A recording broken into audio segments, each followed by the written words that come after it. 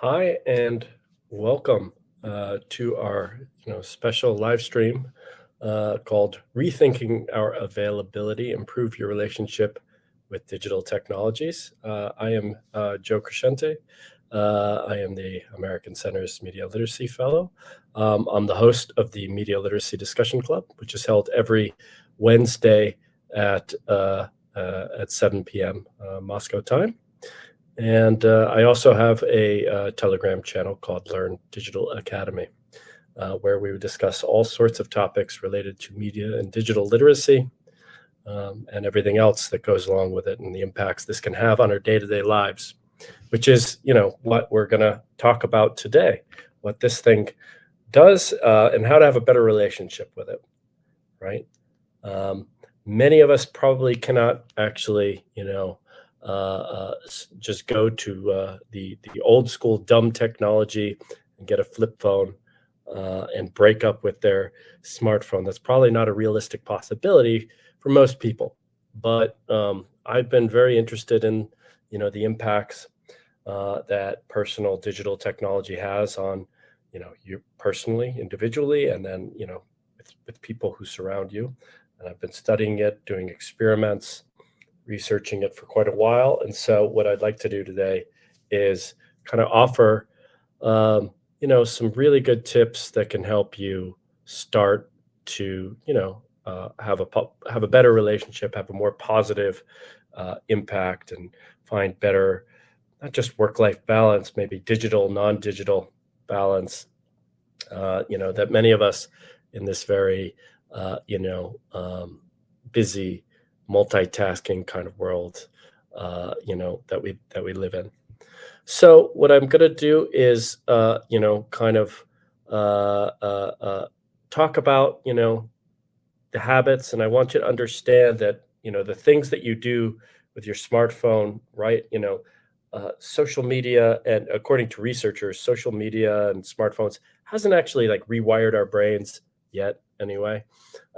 These are still habits, right? If you were to, uh, they may feel really powerful, but in fact, if you were to live without a smartphone for a month, you'd find that your life would actually be quite different quite quickly, and that you would be able to start to figure out how to do things, manually, or using your innate human skills in a way that you probably can't even see right now or predict right now.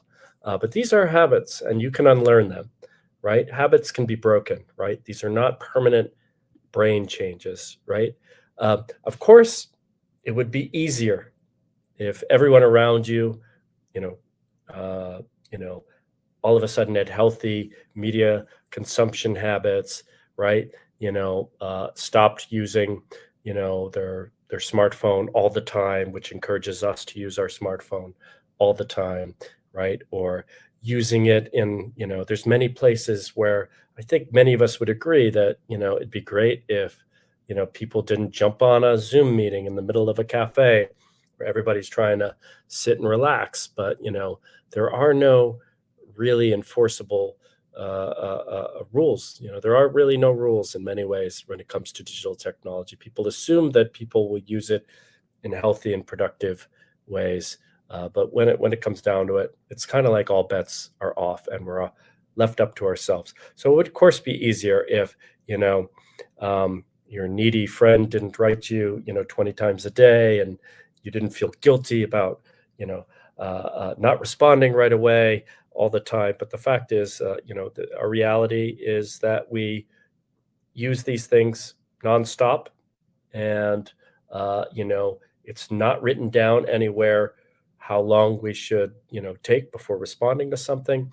And so, in many ways, we do things immediately, instantly, and this causes a lot of stress in our lives.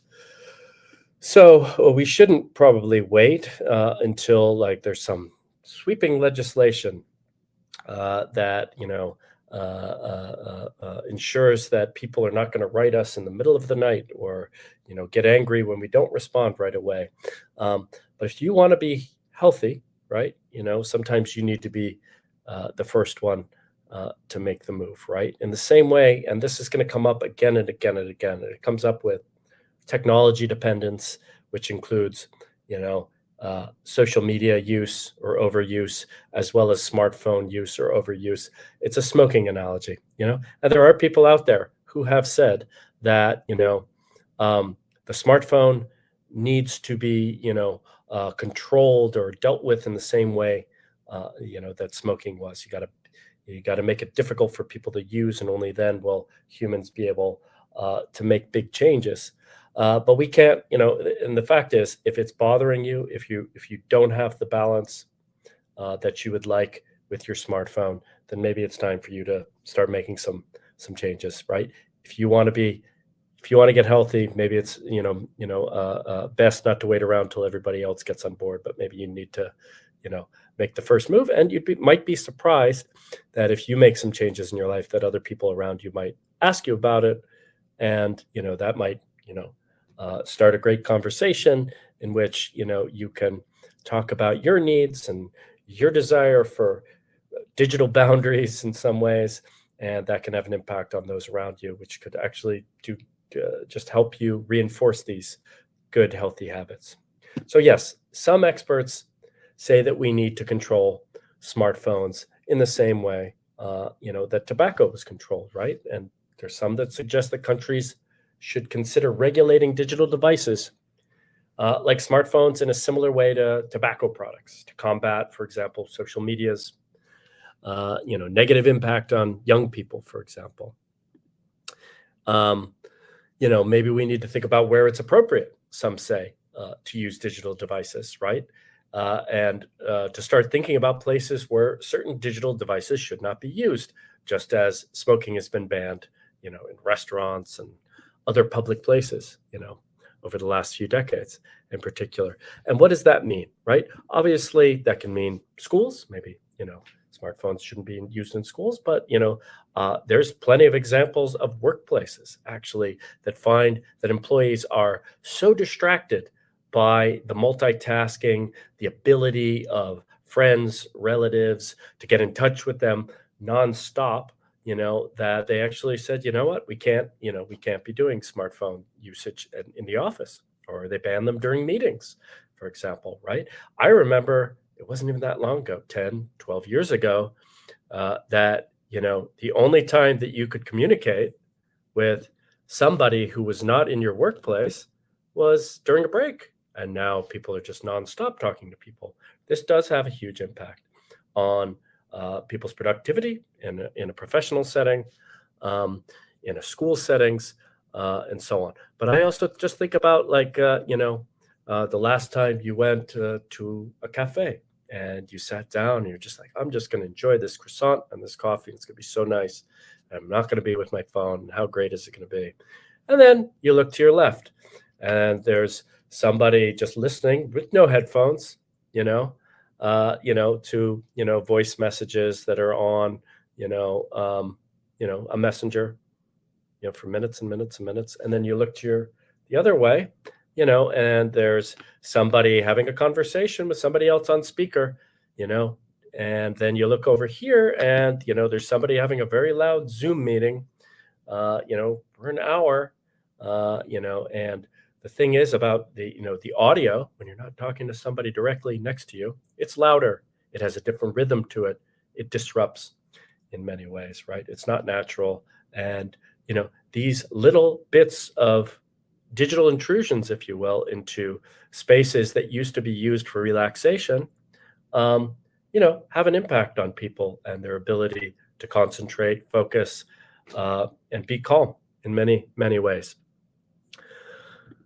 So, I know that there's plenty of spaces where, in theory, you're not supposed to be using, these kinds of technology. But, the fact is, there are no rules, and many owners of businesses, or managers of spaces, don't know what to do because phones are everywhere, and people just give in to it, right? And we may not be able to have much, of an impact or influence on that right now, but it's useful for you to be mindful of it. Because I think ignoring this problem of dependence or overdependence or overuse of smartphones is leading to a situation where there are no rules. The loudest person wins, in many ways. And, it used to be that you would go outside to take a call, and now you go outside to clear your head because everybody's talking or listening or watching something, in all sorts of public spaces, where, this didn't used to be the case even 10 years ago. Um, but it is important, when there are these, experts having these conversations about, what to do about the smartphone, that people of all backgrounds are literate, equipped, and empowered. And it means equipping them with the right knowledge so that they rule the digital world and do not allow the digital world to rule them. And I think most of us will find ourselves, in a situation where the digital world rules us, right? We are controlled by it. We do not act with as much autonomy as we would like, right? We are, captive to the ring, the notification, and so on. So much of what I'm going to say here is to allow you to get back some control, to allow you to capture a better digital balance in your life. So these are some small tips, that I've been discussing with people over the last year in particular, where, that can have a small but, appreciable impact on, finding a better balance, in your life with your digital technology and your smartphone. And the first one I bring up is kind of unusual. And I remember when somebody told me about this, I was like, what are you talking about? There's no way that this is really that useful. But, even though I study this stuff and I take it very seriously and I think it's very important, I often feel like I'm a doctor telling their patient to be healthy and eat well and exercise, and then not doing any of that, right? I am just as vulnerable to bad digital habits as anyone. I'm just more aware of them, but I break my own rules all the time, unfortunately, because these devices and their pull is really powerful, and that is undeniable.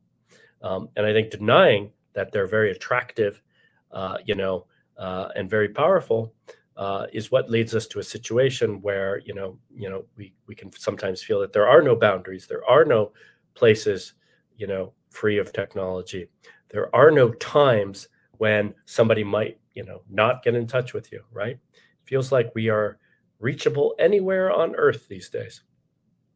So that's why this first piece of advice didn't make much sense to me, because I occasionally do this, not every day. I try really hard not to do it every day, and I try to be mindful and aware of, my media consumption habits and how I use my smartphone.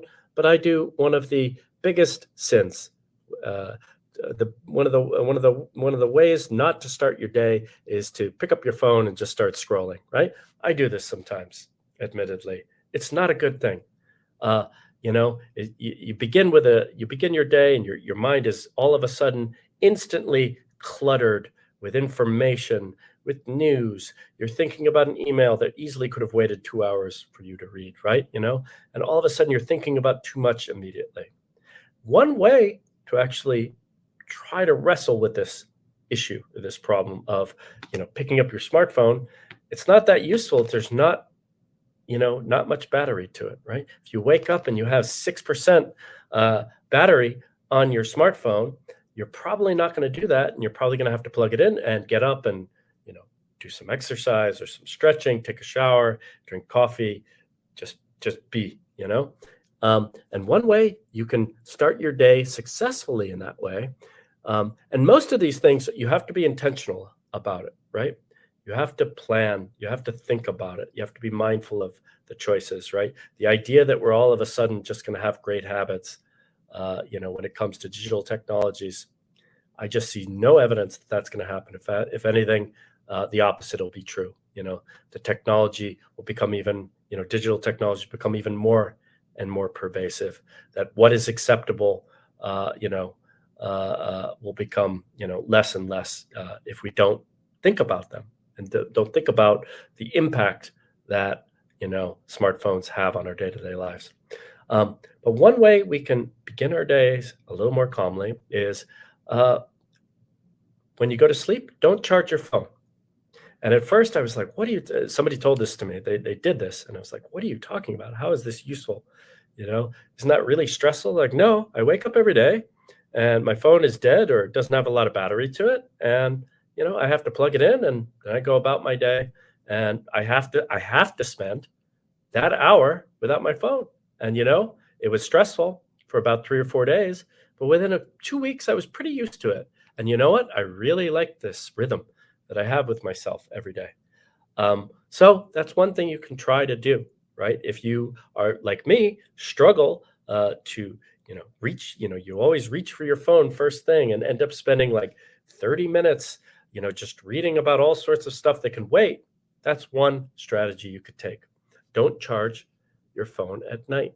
And then you have to spend the first hour of your day doing it. Now, this might not work for everyone, for sure.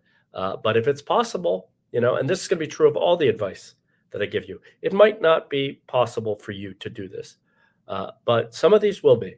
And, I encourage you to explore what this can do, the impact this can have on your life, because these little changes can really have a noticeable impact. All right. Another thing is, the most important thing we have, right, is, the most, and I'll say this probably a few times today, the most valuable thing we have in the 21st century on an individual basis is our attention, our focus. And when we're constantly answering messages as they come in, as we see a notification, that means we're disrupting ourselves over and over and over again. And, there's a lot of people who don't think that it's that serious or, haven't considered perhaps the scale of this problem, but it's enormous, right? The average American picks up their phone, and this is one of the most useful things you can do, I think, is check, and you can do this on an Android or an iPhone quite easily under your settings, but check how many times you open your phone throughout the day, right? You probably, most people that I've asked to do this have been surprised by the number. And then I ask you to consider how often does that look like, that number, right?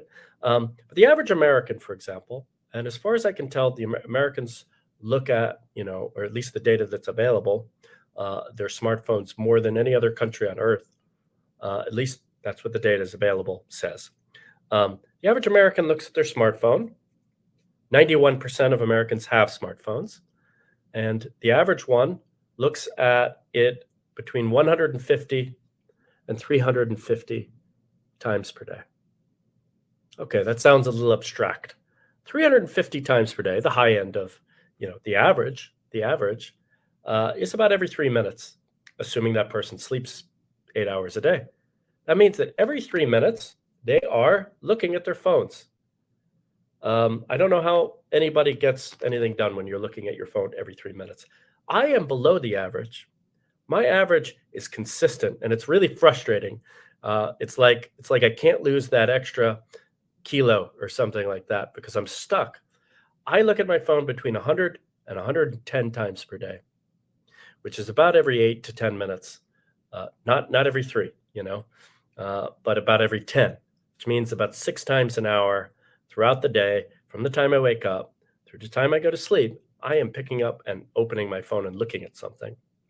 So the main thing I would try to do is to encourage you to do that less where possible.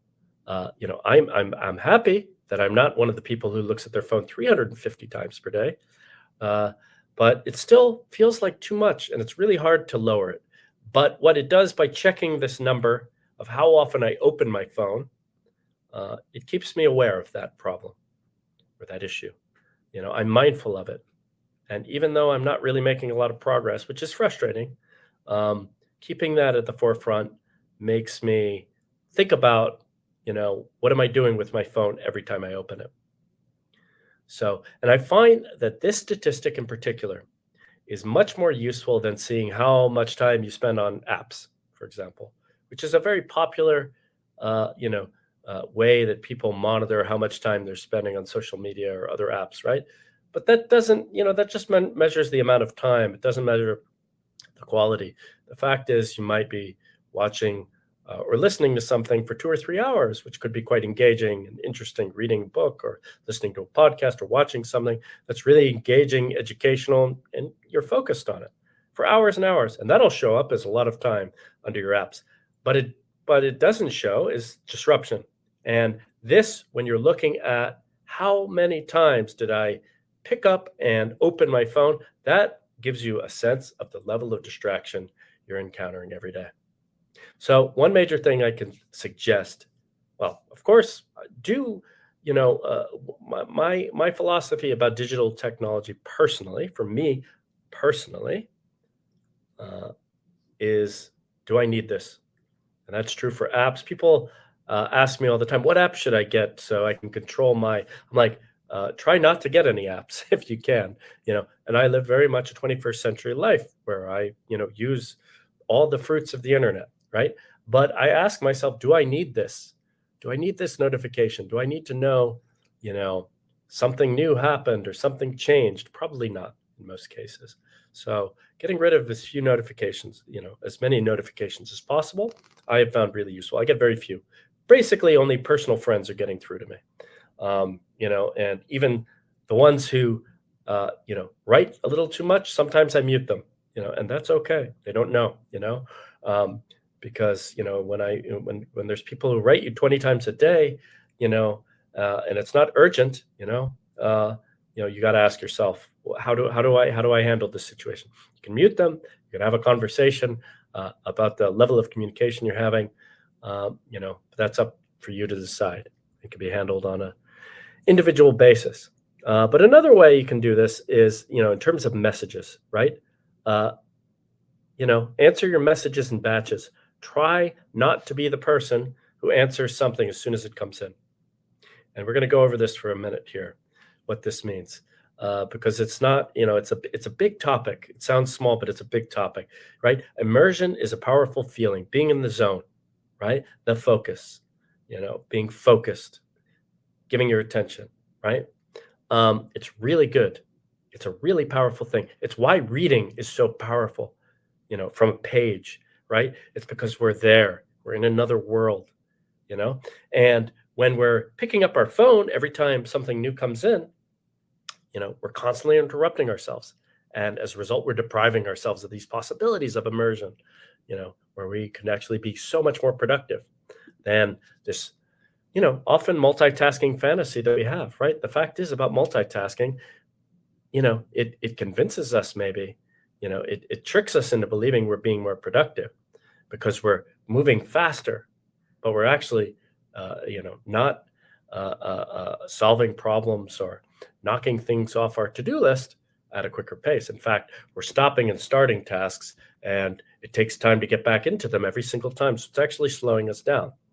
But answering messages in batches, say setting, I will answer my messages at 10 o'clock and 2 o'clock and 6 o'clock every day, rather than, somebody wrote, if you can do that in your day-to-day life, you'll find that, spending 30 minutes or an hour on your messages at a few intervals throughout the day, you'll have a lot more time for focus, and putting your phone away at those other times, right? And you can coach those around you and tell them, I look at my messages at 10, 2, and 6 for those you talk to on a regular basis. Now, this might not be possible, but I also do encourage, if you have a workplace, for example, where you could start a conversation about communication and response times, that it's really valuable and useful. And I think you probably won't be the only person who would be interested in discussing this, right? We are so much more aware of time, and so is everyone else, which leads to impatience and very, very fast response times. And we often feel like everyone's waiting for us to respond to everything, right? This is a vicious circle that never ends, right? But we know ourselves that we have, sometimes things happen, kids, your children or your friends or your parents, or, there's all sorts of traffic and, it's not a good time, or maybe you need to think about something. There's all sorts of reasons why you're not responding to something right away. And we have to understand that everybody else has this going on, right? So, when possible or relevant, it's not always going to be possible or useful for you, but when it is, we can try to intentionally be slower in our response times. What this does is it prepares others to be patient and gives you time because they don't expect you to respond right away. Um, you know, in many ways, people look at response times, especially due to digital technology, as a way to signal, how dedicated you are, how loyal you are. This is true at the workplace. This is true in the family, among friends, you know. And if you're not, responding quick enough, you're not dedicated enough, right? I want to explore this a little bit. And, as a result, people feel like when you haven't responded as quickly as you can, you have to uh, apologize or say you're sorry. Twice in the last week, somebody wrote me back pretty quickly over something that was absolutely not urgent, to say, "Oh, I'm so sorry. I was, walking my dog and then I had to go shopping and this and that." I don't need that. Honestly, it's okay that it took 3 hours for you to respond to something that was, as simple as "How's it going?" You don't need to. You're not a better friend because you dropped everything and responded to me. And I think there's a lot of assumptions around that a good friend will write you back, within 1 minute or something like that, right? When I have the opposite opinion, I think a good friend will understand that I've got a very full life and I will respond to them, at a time that's convenient for me, unless it's very urgent, you know. But the fact is, even in the 19th century, letter writers, there's plenty of examples of letter writers, apologizing for not writing back right away. So this has been something that has bothered humans for a really long time. But with the mass adoption of smartphones, the acceptable window of response time has gotten much smaller. So, you see the situation where people respond, "Oh, I'm so sorry," when they don't need to be, frankly, you know. And the fact is that, um, when you're unavailable, it's okay. We have many things that require our attention throughout the day, you know. But people sometimes use this as a way, and it's not usually useful, when a boss, or a supervisor will, be like, "Why didn't you respond? It's been 20 minutes," or something like that, right? As if that is a way to tell how good, or useful an employee is, or something like that, right?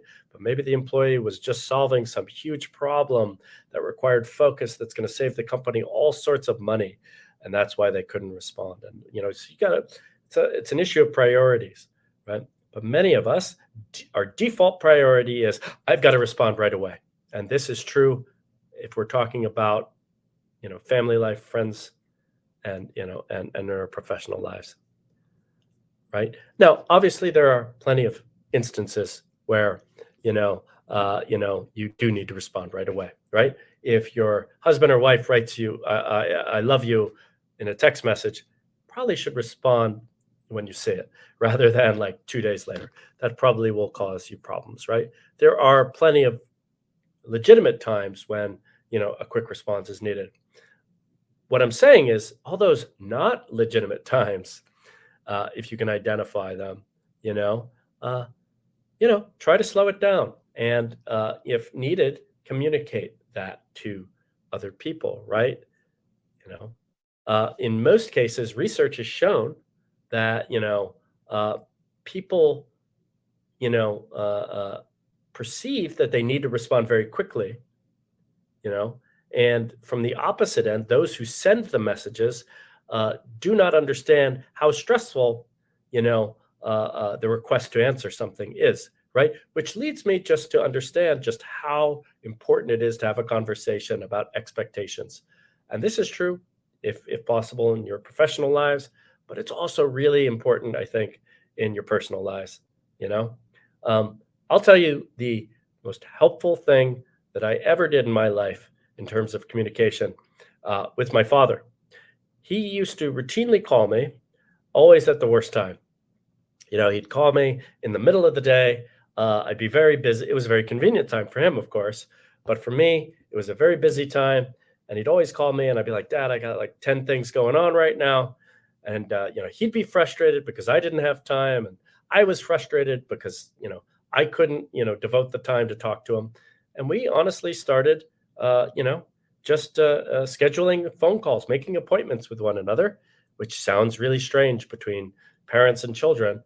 It's the best thing we ever did because now when we talk, we've blocked that hour to talk. We're really present. We're not thinking, we're not stressed about all this other stuff going on that we need to be doing, that people are, waiting for responses on all sorts of stuff. I've blocked it out, and actually, we're both more present. We have much more,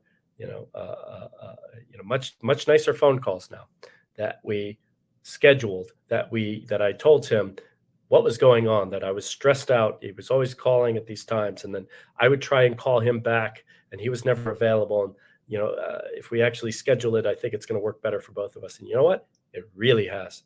It really has. Um, so you may, think about communicating your needs and preferences to friends, family, and colleagues. Um, you know, and there's different ways to go about this. You could schedule, a call with certain people. Many people do this at work these days, especially those who work in remote working environments. Maybe it tells people, I'm not, I'm turning notifications off for everything but phone calls. So call if it's really urgent, but otherwise, please be patient with me. But another thing is you can prepare people, like I said, for slower communication, right? One thing we can do is we can stop taking slow replies personally. We can also stop apologizing for our delays in order to make it more normal that, it's okay to take an hour or take 3 hours or, take a full day to respond to something.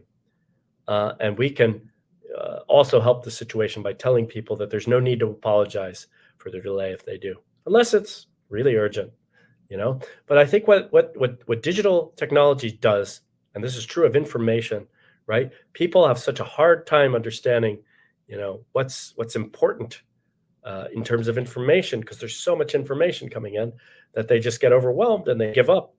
And I think we've also lost touch sometimes with what is urgent, what is a priority, and what is not a priority. Not all of our relationships require us to be in touch with that person every day or respond right away, right? So what I find that thinking about and being intentional and being mindful of how fast we respond to things, it helps us see the priorities of communication much more clearly. But there's no doubt that in the 21st century, in 2024, because of all this digital technology, boundaries are much harder to maintain because there's practically nowhere anymore where we cannot be reached. Think about vacations and weekends compared to 20, 25 years ago. I think almost anybody thinks about or looks at work, especially if work in an office type thing where, things come in at different times. Vacations and weekends do not look the same. Vacation, when I was a kid, my dad would completely log off, if you will. Log off meaning he would not communicate, with the workplace. It was minimal, and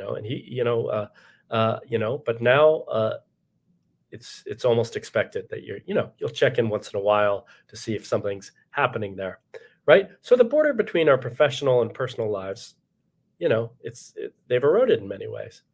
So what I'd encourage you to do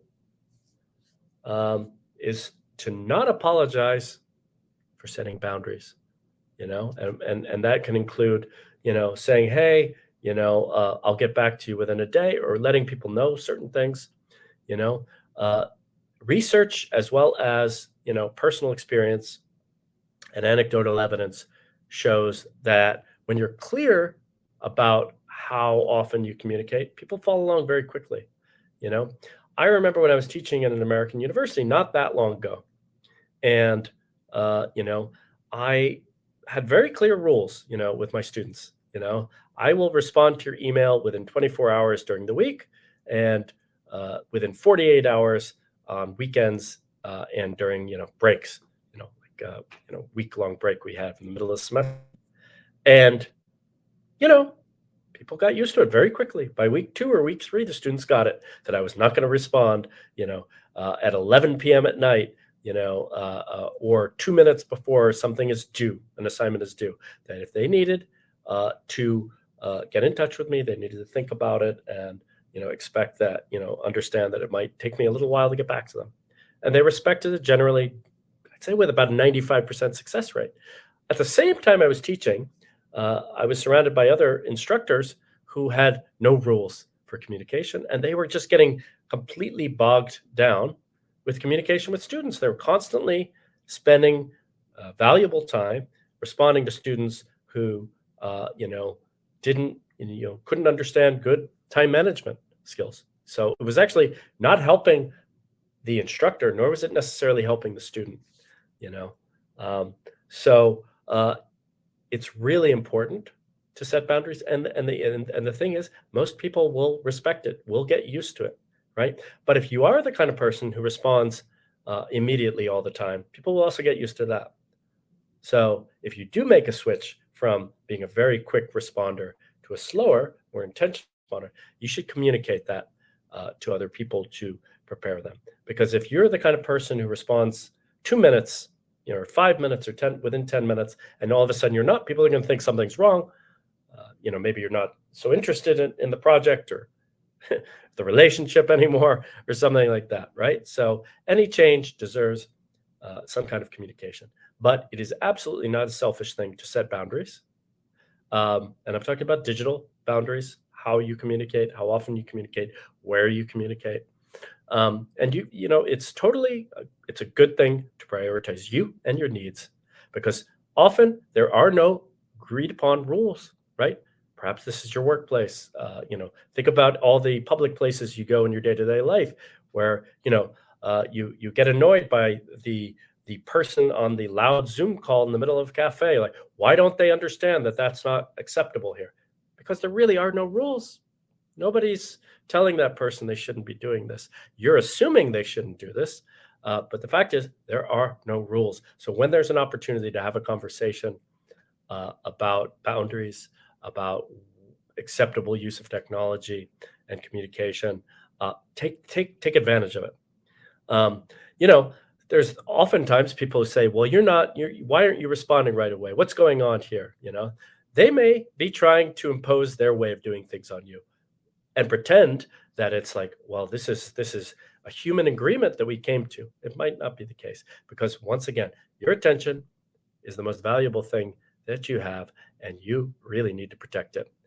And you should see bad boundaries for what they are: a lack of respect, and also possibly bad time management, right?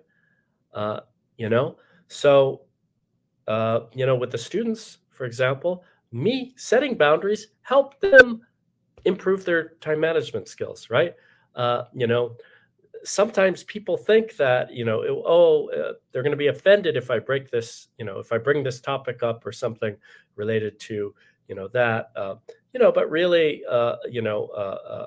it'll help you and it'll help the other person, because everything will become much more clear. The expectations for the relationship will become much more clear, right? Another thing I do to keep myself from going to my phone as often as I could is I go manual where possible. For example, I do have a digital calendar, but I tend not to use it as my initial calendar, because I find that every time I look at my digital calendar, I look at my email, I look at messengers, I look at all these other messages. And the trick for me to not opening my phone is not going to it as often as I could, because every time I go there, I get distracted by it. So I find that when it's possible to do things in a manual way and write them out by hand, I find that useful, because it's like, if I look at my notebook where I've written down my schedule for the day 4 or 5 times, that's 4 or 5 times that I haven't opened up my phone and potentially spent 20 minutes there, even though I expected to only be there for 10 seconds, because I get distracted by all these other things, digitally. But that doesn't, necessarily happen when I open my notebook because there's not a lot of really attractive content there. Um, okay, I've just got a couple more things, and then I'll gladly take some questions. And so these are like kind of like the final three kind of pieces of advice that I have for you to find that, to rethink your relationship and your availability. Um, be mindful of, obviously, be mindful of every time you take out your phone. But think about how often you take your phone out just to take a photo of something. Do you need to do that every time? Each time, ask yourself, do I need to? You know, you might want to think of it, I don't know if you ever had a bad habit that you were trying to quit, that kind of logic really helps. Do I need to eat this, sugary snack right now? Probably not. And if you just do that, you'll probably save yourself, a lot of, uh, uh, you'll lower your sugar intake for that day, right? So ask yourself each time you want to take your phone out to take a picture of something, do I really need to? Am I going to really use this information later? Is it really going to help me? Am I doing this because it serves me and my needs? Or is this just a natural reaction to FOMO, this idea of the fear of missing out, this constant comparison culture that we've gotten ourselves into, in particular due to, you know, smartphone use and social media, right? So be mindful of how often you pull out your phone to take a photo of something, and also consider like, what are you doing with all these photos? I mean, somebody at some day is going to have, access to your digital legacy. And what are you leaving them? You're leaving them like 20 million billion photos, which they're not going to necessarily know what to do with, right?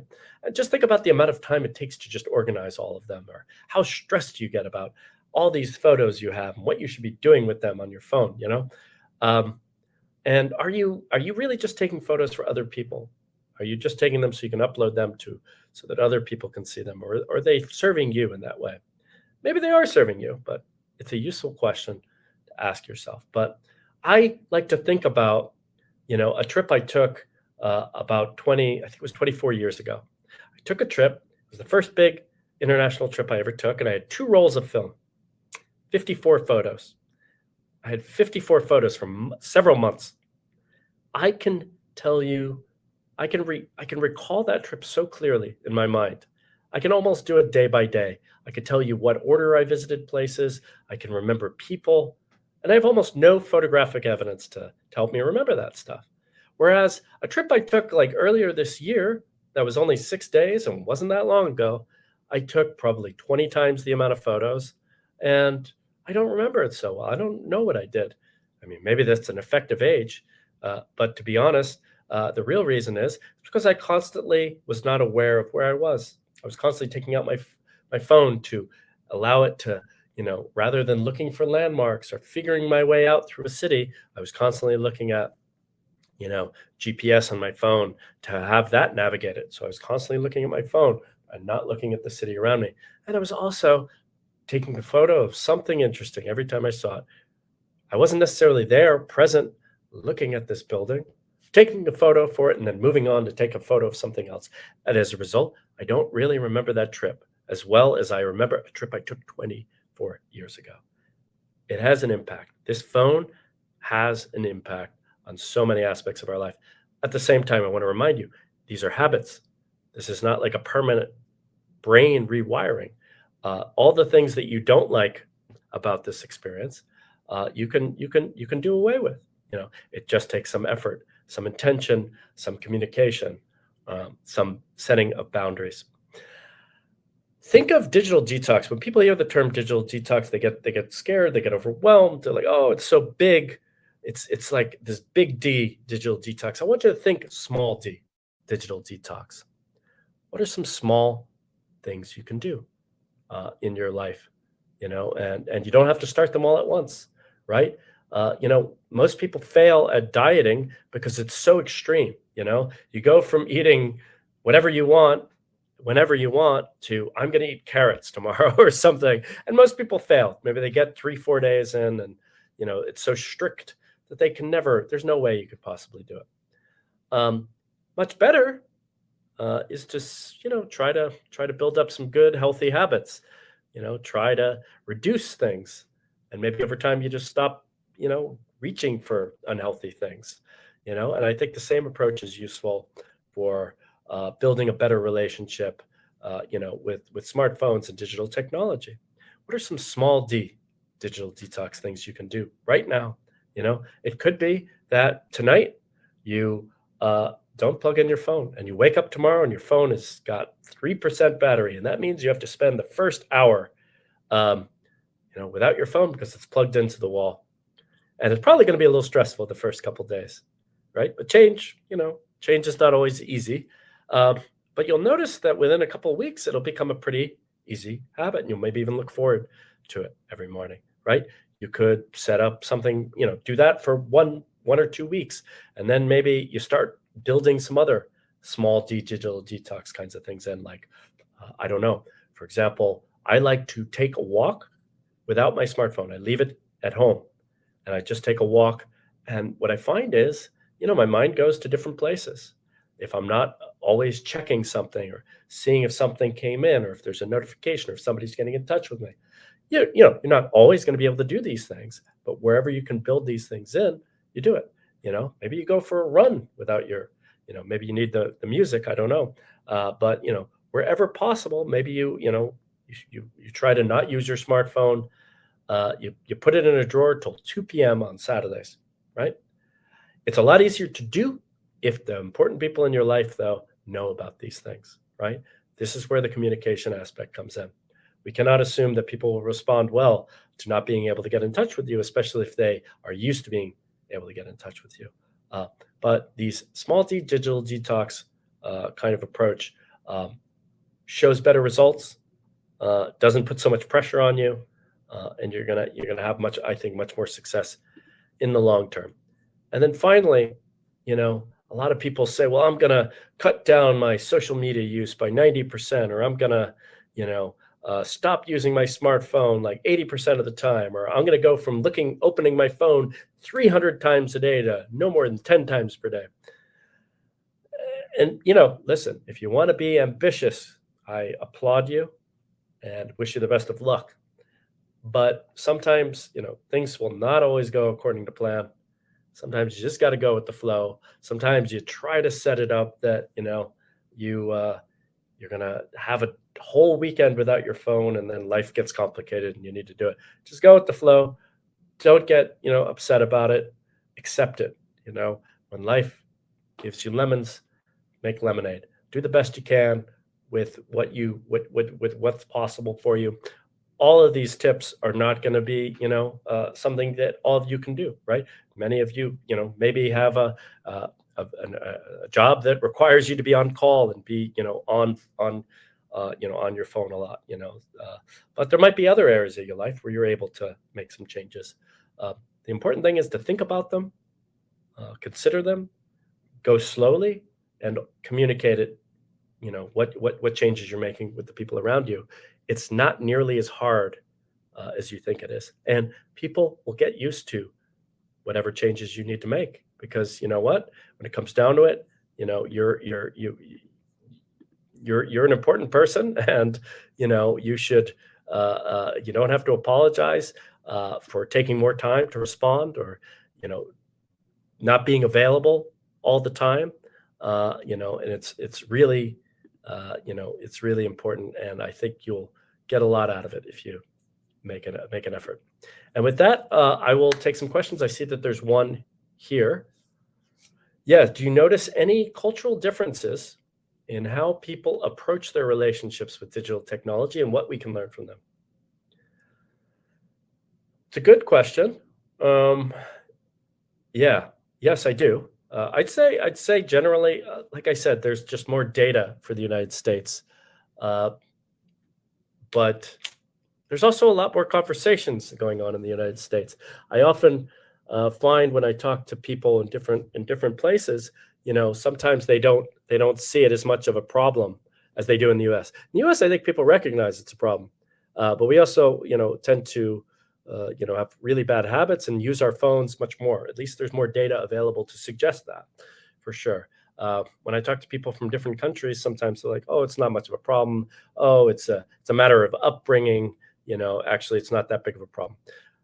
I think it's, each country or each culture, you know, places different emphasis on, what is acceptable in terms of response times, what's acceptable in terms of boundaries, very much varies from culture to culture. There are certain cultures where you're expected, you know, to answer the phone in a crowded theater for your best friend, and there's other places where that's completely unacceptable. So it does vary a lot culture to culture. Uh, I will say this: I have noticed that the U.S. is better.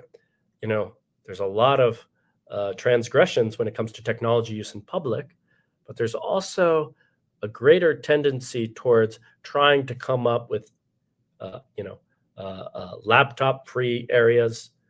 Definitely, if you go to certain big cities on the weekends, it's pretty hard to actually work in cafes on the weekends because they've really tried hard to make sure that it's almost impossible, and to normalize, not using technology in public on weekends, that which reinforces this idea of rest and relaxation. What advice would you give? Another question. What advice would you give to parents trying to help their children develop a healthier relationship with technology? It's a big question. I don't know how much time we have. It's an individual thing, right? This is where it comes in really hard, and where it becomes really challenging, right? Because I think with parents, it's a lot easier if the people around you, kids are very much influenced by what their peers do. So if one kid, sees that when they go over another friend's house that they can use their technology all the time, they kind of expect to be able to do the same thing. This is why I think it's also really important for adults to have good technology habits in public, because kids see it and they don't see why it's, why do I need to use headphones? These adults are not using headphones in public. Why should I not be able to watch this or listen to this or take pictures of this wherever I want? All the adults around me are.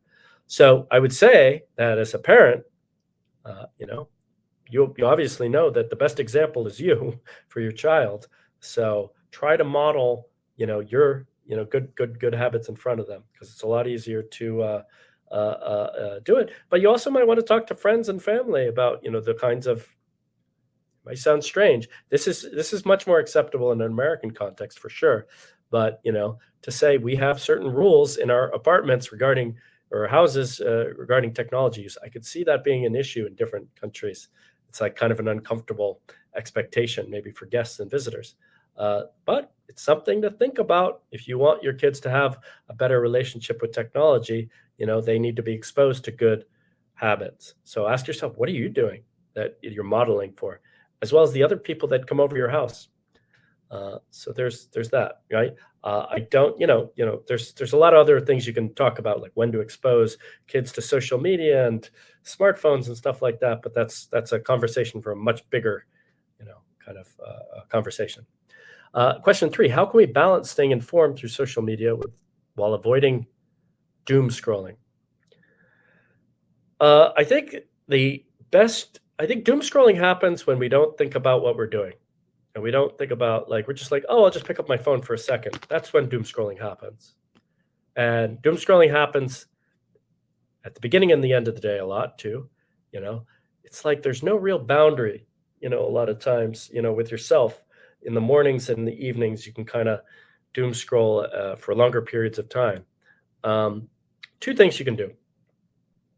You can, and this is something I did here recently, that somebody only looks at fun stuff or mindless stuff, or maybe social media or playing games on apps and stuff like that. They will only do it 15 minutes before a meeting begins, like a digital, like a Zoom meeting or something like that, because they know that they have to get off in 10 minutes or 15 minutes to be ready for that call.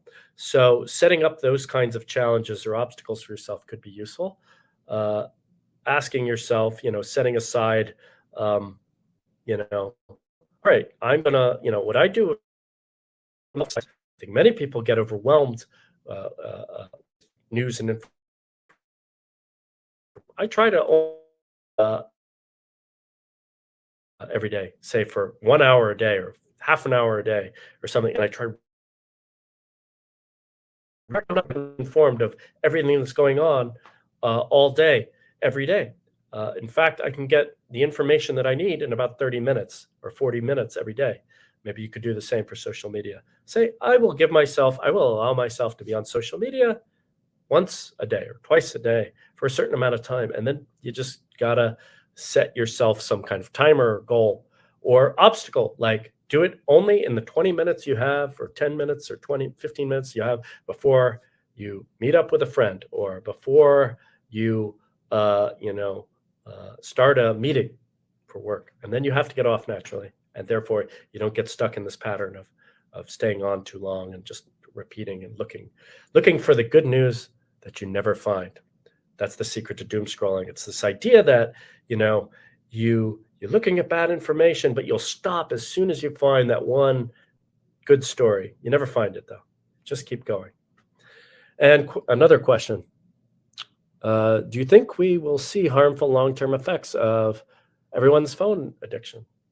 I think we already see it. Ask yourselves, compare yourselves if you're, I don't know how old the person is who's asking this, but let's say you're 20 years old. Ask your parents about this. Do people read more? Do they watch long movies anymore? Can they sit through something culturally that's a little bit not terribly entertaining for a very long period of time?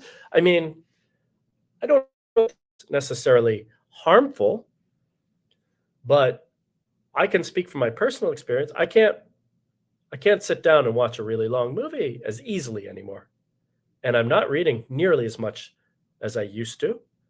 And it's not that I don't want to. I think the desire is still there. It's that it just takes a lot more effort to get in the zone with focus and concentration. It's just not as easy anymore to get through longer, more difficult things.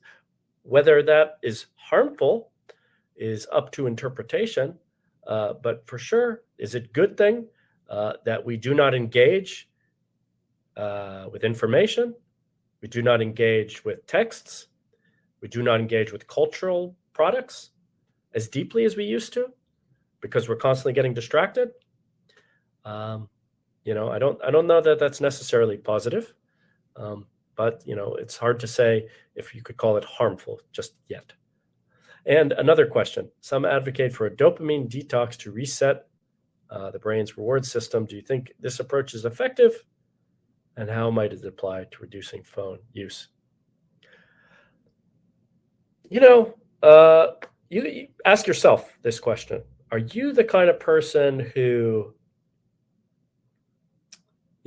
let's take food or exercise, for example, as parallels. Are you the kind of person who, when, for health reasons, you go on these very strict diets? Or are you the kind of person who benefits more from trying to eat fewer sweets and including more vegetables and fruit, on a regular basis, just making small incremental changes or big ones? Same for exercise. Are you the kind of person who, exercise 30 minutes 3 times a week? Or are you the kind of person who, needs to go to like fitness classes every day? What is more sustainable for you? What are you more likely to do long term? If you feel completely like you have a very poor relationship with digital technology or dopamine, social media, maybe it is useful to cut it out for a week or 2 weeks or however long you can and see what the real impact is. Because only then maybe sometimes you can understand how serious the problem is. When I deleted social media from my phone, that was back in 2020, the very beginning, right before COVID, I deleted all social media from my phone because I wanted to see how big of a problem it was, or how much time I was wasting just clicking the like button, reacting to other people's posts. And so on public transportation, which was usually when I would use, social media, I decided to read books. And I found that in 1 month, I read 800 pages of books, which I didn't know I had time for. But I was just not aware of how much time I was wasting on social media on my phone. And that was really useful information for me that I still think about almost 5 years later.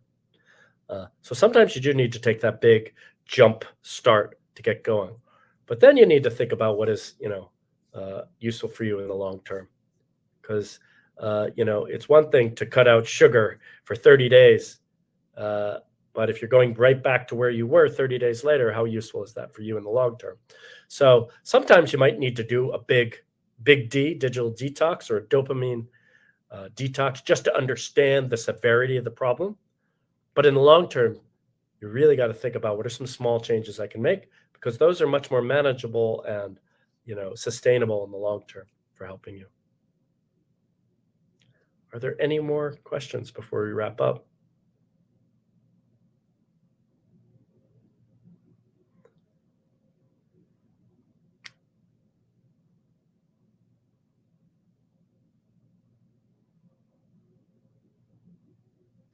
Well, if not, then I will say have a great evening.